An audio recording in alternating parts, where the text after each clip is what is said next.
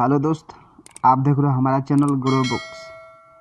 तो आज हम फिर से आपके लिए नई बुक लाए हैं, जिस बुक का नाम है टेल्क।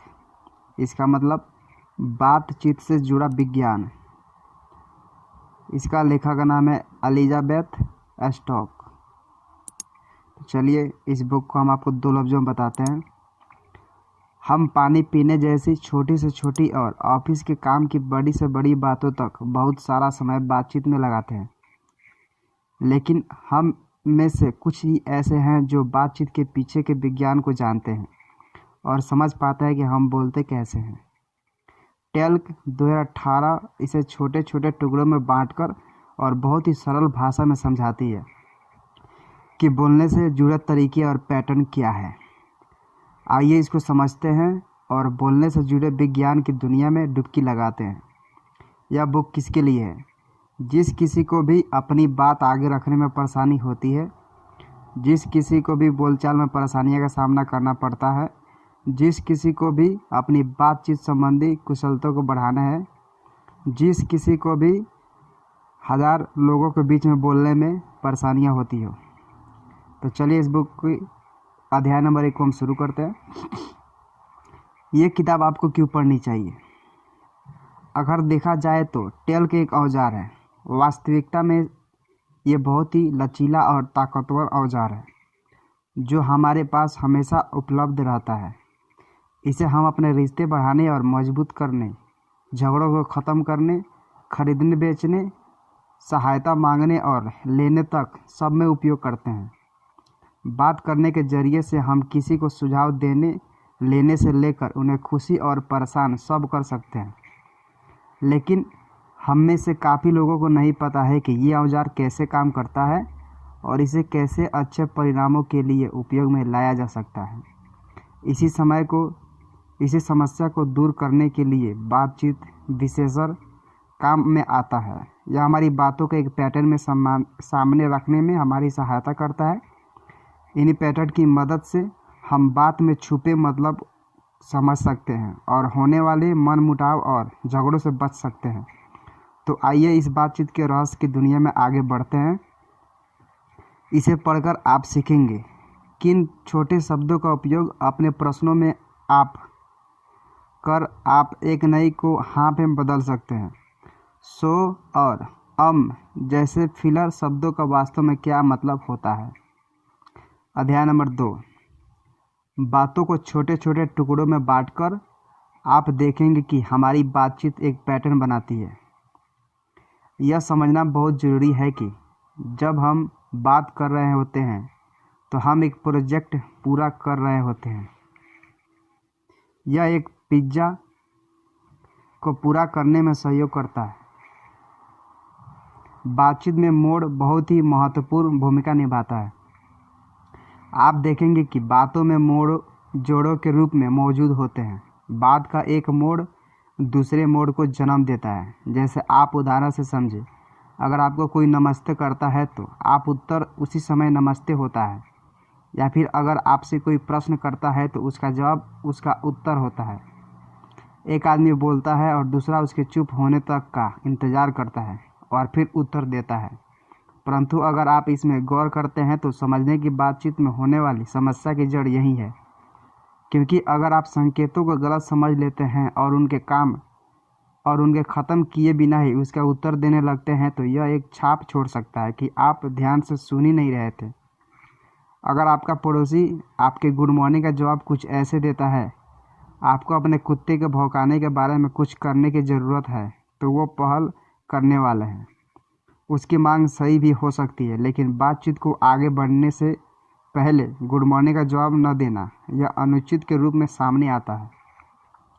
मोड़ लेना पहले कठिन लगता है, लेकिन एक बार जब आप इस कला में महारत हासिल कर लेते हैं तो आप बातचीत को आसान बनाने की कला में तरक्की के रास्ते चल पड़ते हैं।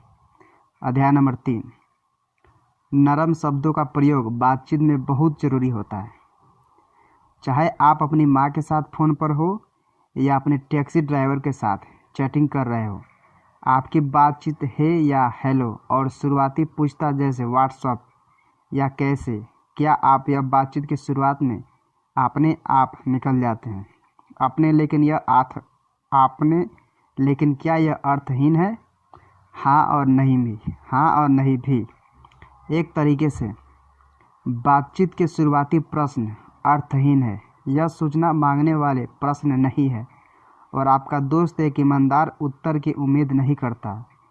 यदि सोमवार की सुबह आपका दोस्त पूछता है आप कैसे हो और आप कहें मेरी गर्लफ्रेंड और मैंने पूरे वीक लड़ाई की, सच कहूँ तो मैं काम के एक वीक के लिए तैयार नहीं हूँ। यह उत्तर सत्य है लेकिन पूरी तरह से गलत भी है, लेकिन सिर्फ इसलिए कि हम उत्तर की उम्मीद नहीं करते। इसका मतलब यह नहीं है कि शुरुआती बातचीत का कोई मतलब नहीं होता। कल्पना करें कि आप अपने दोस्त को आप कैसे हैं का जवाब दें। वो बजट नंबर कहाँ तक पहुँचे नाज़मी से कर रहे हैं। ऐसा करते हुए न केवल आपने उसके जवाब का उत्तर नहीं दिया बल्कि आपने बातचीत से बढ़ने वाले रिश्तों पर ही रोक लगा दी। जब आप कैसे हैं का जवाब मैं ठीक हूँ से करते हैं तो आप बातचीत को आगे बढ़ाने का संकेत देते हैं, जिससे रिश्तों में मजबूती बढ़ती है। अध्याय नंबर 4, चुप्पी और भराव का शब्दों का मतलब समझ सकना लोगों के अंदर चल रही बातों को समझने में मदद करता है। ठहराव और भराव वाले शब्द जैसे सो, और ओह उतने ही जरूरी है जितने उनके साथ आने वाले शब्द जरूरी है। यह एक गलतफहमी है कि जब कोई बातचीत में उत्तर देने से पहले रुक जाता है तो वह सुनी गई बातों को समझने की कोशिश कर रहा है। हो सकता है कि वह एक ही शब्द की तलाश में हो या निर्णय के बारे में सोच रहा हो। जब सामने वाला बोल रहा है तो उस समय में हम उसकी बात को समझ रहे होते हैं, इसलिए समय में उत्तर का हम बातचीत जल्दी से आगे बढ़ा पाते हैं। लेकिन हम अक्सर अ या ई आर का उपयोग करते हैं जब हमें अनिश्चित जानकारियाँ होती है या ऐसी बात होती है जिसके लिए हम तैयार नहीं हैं। यदि आपका दोस्त तेज बातचीत से या आह तक जाता है तो शायद वह सही शब्द नहीं ढूंढ पा रहा है या फिर वह संकेत दे रहा है कि बातचीत उस तरह से नहीं चल रही है जैसे उसने उम्मीद की थी। कभी कभी चुप्पी और भराव शब्दों की भाषा बहुत ही कुछ कह जाती है। बॉडी लैंग्वेज के लिए भी यही सही है, जिसे हम आगे के सबक में देखेंगे। अध्याय नंबर 5, करनी कथनी से हमेशा ताकतवर नहीं होता है। आपने कभी सुना है कि 93% बातचीत शरीर की भाषा से होती है? यह बिल्कुल गलत है। जादुई नंबर 93% मनोवैज्ञानिक अल्बर्ट मेहरबैन के एक अध्ययन से आया है, लेकिन यह अध्ययन वास्तव में बहुत सीमित था। इसने श्रोताओं से कहा कि उन्हें स्पीकर द्वारा बोले गए सिर्फ एक शब्द से उनका मूड जज करना है। मेहरबियन ने खुद बताया कि आप शुरुआती अध्ययन की सीमाओं पर से परे यह आंकड़ा पूरी तरह से गलत है। जाहिर है कि शारीरिक भाषा बातचीत में बहुत महत्वपूर्ण हिस्सा निभाती है। वास्तविकता में हम सिर्फ शारीरिक भाषा से भी बातचीत कर सकते हैं। उदाहरण के तौर पर भीड़ वाले एक होटल में इशारे से पानी का गिलास मंगाना या फिर अलविदा कहना।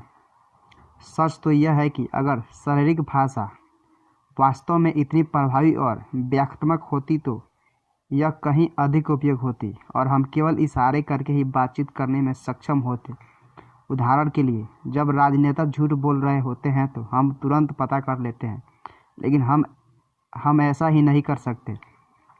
तो बातचीत में शारीरिक भाषा का उपयोग कहाँ है? सच तो यह है कि हम बहुत तरीक़ों से बातचीत करते हैं, बोलकर और इशारों से। हम शारीरिक और मौखिक कार्यों के द्वारा दोस्त से फ़ोन पर बात करने के साथ साथ टैक्सी में भी बैठ सकते हैं। यही शारीरिक भाषा बहुत काम में आती है। गैर मौखिक संकेत जैसे मुड़ी हुई बाहें या नीचे की ओर आंखें बातचीत का एक हिस्सा बनाती है, न कि पूरी तस्वीर। ऐसा लगता है कि करनी हमेशा कथनी से ताकतवर नहीं होती, लेकिन हमारे द्वारा चुने गए शब्द हमारे द्वारा किए गए कार्यों और प्रतिक्रियाओं को प्रभावित कर सकते हैं। आइए अगले सबक में जो आप चाहते हैं उसे पाने के लिए शब्दों का उपयोग करने का तरीका जानते हैं। अध्याय नंबर 6, आपके द्वारा चुने गए शब्द दूसरे की प्रतिक्रियाओं को प्रभावित कर सकते हैं। होटल अक्सर बाथरूम में एक संकेत के साथ अपने तौलिया का दोबारा उपयोग करने के लिए ग्राहकों को प्रोत्साहित करते हैं, लेकिन ऐसे संकेत जो ग्राहकों को पर्यावरणीय कारणों से तौलिया का दोबारा उपयोग करने की अपील करता है, अप्रभावी साबित हुए हैं। परंतु संकेत में कुछ बदलाव लाने से यह अच्छे परिणाम भी देता है, जिसमें कहा जाता है कि अधिकांश ग्राहक अपने तौलिया का पुनः उपयोग करना चुनते हैं। इस संकेत से तौलिया दोबारा उपयोग करने से वाले ग्राहकों में बढ़ोतरी होती है। अक्सर इन संकेतों को चॉइस आर्किटेक्चर भी कहा जाता है। इन तरीकों को तैयार करने की प्रक्रिया को, जिसमें हम लोगों से इच्छित परिणाम निकलवा सकते हैं, कहा जाता है कि इसे आप आसानी से अपनी बातचीत में शामिल कर मनचाहे उत्तर पा सकते हैं। यहाँ तक जब डॉक्टर ने पूछा, क्या आज मैं आपकी मदद कर सकता हूँ, अध्ययन में पाया गया कि केवल 50% रोगियों ने एक और मुद्दा उठाया। क्या समस्या रोगी के स्वास्थ्य पर चर्चा न करने में थी या जिस तरह से प्रश्न तैयार किया गया था उसमें थी। लेकिन जब डॉक्टर ने पूछा, क्या कोई और समस्या है जिसे आप करना चाहते हैं, तो 90% रोगियों ने हाँ में जवाब दिया। दोनों प्रश्न बंद थे, जिसका अर्थ था कि वे हाँ या ना में उत्तर देने वाले प्रश्न थे। दूसरे प्रश्न पर इतने अधिक रोगियों ने हाँ क्यों कहा? उत्तर किसी भी और कुछ के उपयोग में ही छुपा है। कोई भी शब्द न को दर्शाता है, जिसका अर्थ है कि हम नकारात्मक बातों में ही इसका अधिक बार उपयोग करते हैं। किसी भी के साथ प्रश्न नहीं के साथ उत्तर देने में आसान होते हैं, इसलिए कोई और काम या कोई प्रश्न जैसे प्रश्न अक्सर अजीब चुप्पी के साथ ख़त्म हो जाते हैं। किसी भी का उपयोग करने वाले प्रश्न एक नकारात्मक उत्तर को बुलावा देता है और आगे की बातचीत को बंद कर देता है। कुछ का उपयोग करने वाले सवालों का उल्टा प्रभाव पड़ता है। कुछ को किसी के साथ बदलने से एक नकारात्मक उत्तर को सकारात्मक बनाया जा सकता है। अध्याय नंबर 7, जो हम मांगते हैं हमें वही मिलता है। जो हम मांगते हैं हमें वही मिलता है, लेकिन जो हम मांगते हैं वह निर्भर करता है कि इस बात पर कि वो मांगा कैसे गया है। काम लेने और देने के लिए हर दिन हम बात करते हैं। कभी कभी हम अपनी बात रखे बिना ही उसका परिणाम तक पहुंच सकते हैं। उदाहरण के तौर पर यह कहना मुझे भूख लगी है सामने वालों को संकेत देता है कि वह कुछ खाने के लिए पूछ सकता है, जिस पर उसका उत्तर हो सकता है, मुझे लगता है कि फ्रिज में बचा हुआ कुछ पिज्ज़ा है या रसोई में कुछ खाने का होगा, मैं लेकर आता हूँ। जब हम प्रश्न पूछते हैं तो जिस तरीके से हम पूछ रहे हैं वह यहाँ बात सकता है कि जिस सेवा के लिए हम पूछ रहे हैं उसे पाने के लिए हम कितने हकदार हैं। उदाहरण के तौर पर, क्या मैं कल के लिए अपॉइंटमेंट ले सकता हूँ? बहुत ही सीधा प्रश्न है और बातचीत में दर्शाता है कि पूछने वाला इसका हकदार है। अध्याय नंबर 8, बातचीत में प्रस्ताव रखना और उन्हें मानना एक कला है। क्या आपने कभी एक आधा अधूरा प्रस्ताव रखा है जिसे आपके दोस्त ने स्वीकार किया?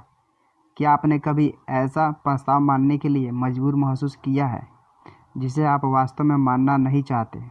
प्रस्ताव रखना और स्वीकार करना एक दंगल हो सकता है। इसे कैसे निपटाया जाए? ऑफर स्वीकार करना बहुत मुश्किल हो सकता है। यदि आप किसी प्रस्ताव को स्वीकार कर रहे हैं तो आप इसे शालीनता से कैसे कर सकते हैं, आइए जानते हैं। उदाहरण के लिए, यदि आपसे कोई कहता है कि आओ मैं घर छोड़ दूंगा, यह पूछना कि आपको यकीन है कि यह आपके रास्ते में ही पड़ता है, पूछने वालों को एक मौका देता है कि वह अपनी बात वापस ले ले। प्रस्ताव देना भी मुश्किल होता है। वास्तविक प्रस्ताव रखना एक बात है, लेकिन हम अक्सर उन चीज़ों को करने में दबाव महसूस करते हैं जो हम करना नहीं चाहते। जब हमारा प्रस्ताव स्वीकार कर लिया जाता है तो हम निराश और नाराज़ महसूस करते हैं, लेकिन हम फिर भी यह प्रस्ताव बनाते हैं। क्यों? कुल मिलाकर हम कभी कभी जल्दबाजी में बातचीत करते हैं, जिसका मतलब यह नहीं है कि हम कुछ भी बोलना चाहते हैं। असल में बातचीत छोटे छोटे टुकड़ों और कुछ पैटर्न का मेल मिलाप होती है। बातचीत के तत्वों को समझना और वे एक साथ कैसे फिट होते हैं, इसको जानना ही बातचीत में होने वाली गलतफहमी और उसके नुकसान से बचने का सबसे अच्छा तरीका है। क्या करें?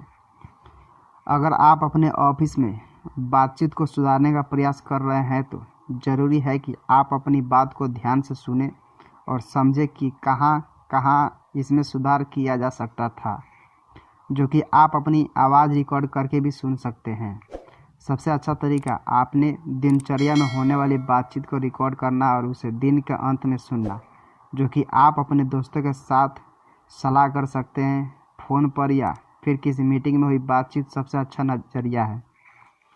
जब आपके पास बहुत रिकॉर्डिंग हो जाएगी तो आप सबको सुनकर अपनी दोहराई गलतियों का पैटर्न समझ पाएंगे और उस पर काम कर पाएंगे।